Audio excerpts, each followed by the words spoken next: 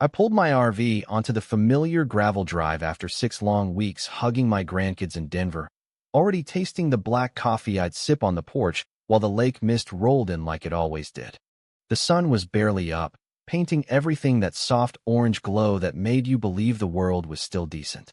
Then the smell hit me, diesel fumes mixed with shattered cedar and heartbreak. My foot slammed the brake. There, crouched on what used to be my front yard like some mechanical vulture, was a yellow excavator swinging its bucket straight through the kitchen wall I'd framed myself 22 years ago. Men in hard hats moved like they were taking out the trash, not erasing a man's entire life. And right there in the middle of the rubble, half buried under drywall and roof shingles, lay the splintered mahogany of Sarah's grand piano, the one she played every single night until cancer stole her voice, but never the music. The foreman spotted me, wiped his hands on his vest, and shoved a clipboard in my face with the smuggest little smirk you've ever seen. "Sorry, buddy. You're behind on HOA dues." We had no choice. My signature was right there at the bottom. Except it wasn't mine.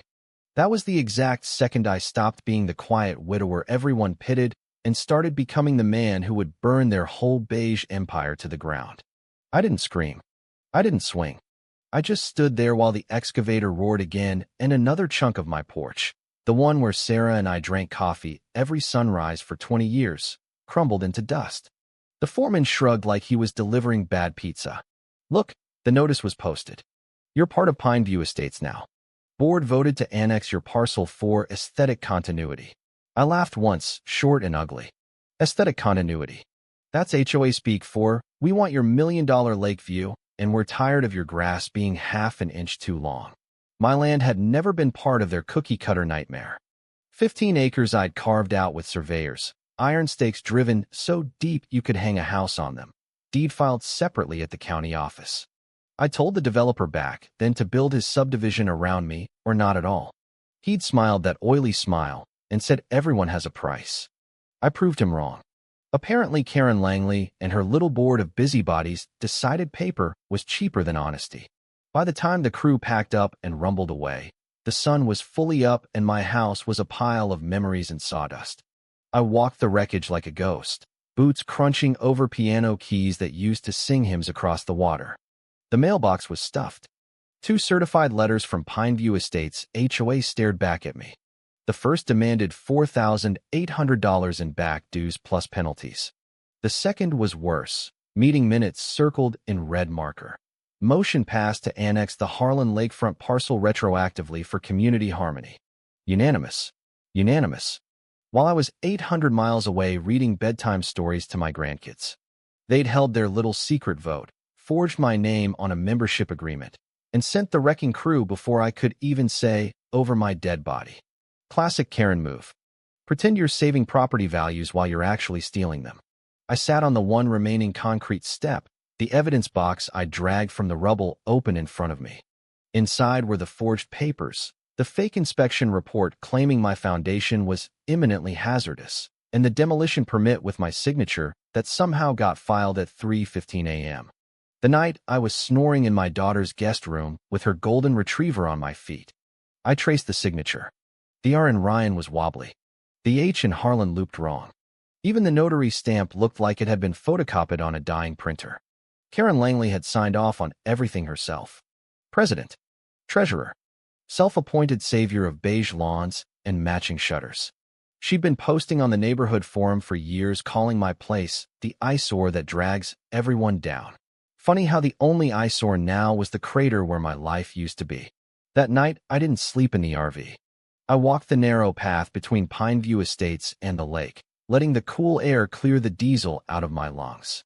Neighbors I barely knew started appearing like they'd been waiting for someone to finally break the silence. Old Mr. Fletcher was trimming his hedges at dusk, even though the rules said tools had to be stored by 7 p.m. Sharp. He leaned over the vinyl fence and whispered, "They fined me $1,500 last summer because my American flag was on the wrong pole. Said only white poles approved." White. Like everything else around here. Next door, Mrs. Patel rocked on her porch, voice shaking. My shutters were the wrong shade of taupe. They gave me 10 days to repaint or face a lien. I'm 78. I just paid. Down the street, a young couple with a toddler told me they'd been forced to tear down their swing set because it wasn't on the approved recreational structures list. The list that Karen herself updated every month like it was the Ten Commandments. I listened to every story without interrupting, filing each one away like evidence at a fire scene. These people weren't weak. They were exhausted. Karen had weaponized politeness until everyone was too scared to speak up. But fear has a shelf life, and mine had just expired. The next morning, I called my old structural buddy Bolt Ramirez. He showed up before the dew burned off, limping from that warehouse fire we worked together in '09, but eyes sharp as ever. He walked the rubble for an hour, tapping beams, measuring rebar, then launched his drone like it was the most natural thing in the world. The footage was brutal, foundation solid as the day I poured it. No cracks, no settling. Every hurricane tie exactly where the blueprint said. This wasn't condemnation, Bolt growled. This was an execution with paperwork. He printed the images right there on his truck hood. Exhibit A. Then he looked me dead in the eye. You know who signed the fake inspection report? Some guy named William T. Johnson. Note the missing H. Even the county clerk laughed when I showed her. Nobody spells their own name wrong on official docs unless they're stupid or arrogant. Karen's both. I drove straight to the county courthouse with Bolt's drone card burning a hole in my pocket. The clerk pulled the file. There it was, the emergency structural report condemning my house 3 months ago, signed by the misspelled ghost inspector. I took a photo, then opened the demolition permit PDF on their public terminal. Right-click. Properties. Modified by user K. Langley at 3:15 a.m. The same night, I was 800 miles away. I saved everything to 3 different drives because firefighters never trust just one exit. Karen had sat in her perfect kitchen, pearls probably still on, and casually forged the documents that murdered my home. The arrogance was almost beautiful in its stupidity. That evening, I started knocking on doors with the list Sheriff Ruiz quietly slipped me.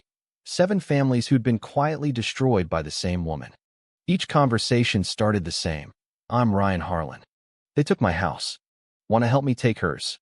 By midnight, I had sworn statements, bank records of fines, even a blurry phone video of Karen screaming at a single mom for having Christmas lights that were too colorful.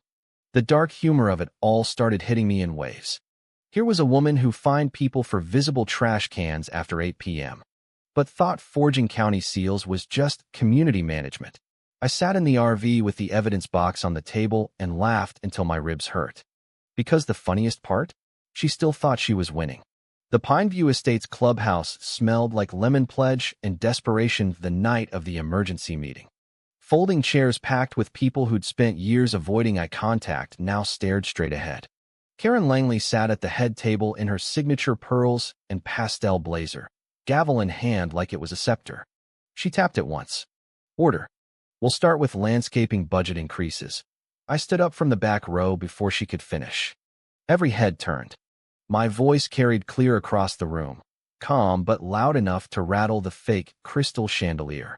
Point of order, Madam President. Or should I say, Madam Forger? The gavel froze midair. Karen's smile twitched. Mr. Harlan, you are not recognized. This is board business. I walked straight to the front and dropped the entire evidence folder on the table with a thud that echoed like a gunshot. Photos slid out, drone shots of my perfect foundation, the misspelled inspection signature, the metadata screenshot with her name glowing like a neon confession at 3:15 a.m. Tell them, Karen. Tell the room how you annexed my land while I was gone. How you forged my signature. How you spelled the inspector's name wrong, because apparently even criminals get lazy. Gasps rippled.